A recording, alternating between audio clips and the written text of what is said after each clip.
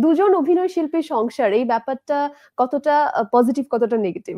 Positive বেশি আমার কাছে মনে হয়। অনেককে হয়তো নেগেটিভ বলবে, কিন্তু আমার কাছে পজিটিভ মনে হয় কেন? যদি মানে জিনিসটা নিয়ে বেশি অস্থিরতা না থাকে। লাইক আমাদের লাইফে অস্থিরতাটা নাই। আমি কখনো বদার্ড না যে ও হুম। কোথায় কাজ করছে, কার সাথে কাজ করছে, কেন কাজ করছে, কে নায়িকা, কে ডিরেক্টর।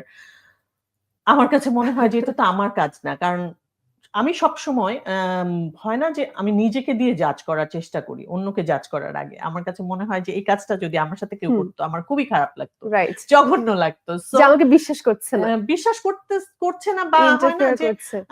বেশি ইন্টারফেয়ার করা। এত বেশি কেন? এটা তো আমার কাজ, আমার রাইট, ডিসিশন হবে। ইয়েস। একদম আমি ডিসিশনটা নিবো। মানে আরেকজন নিয়ে দেবে না। এক্সাক্টলি।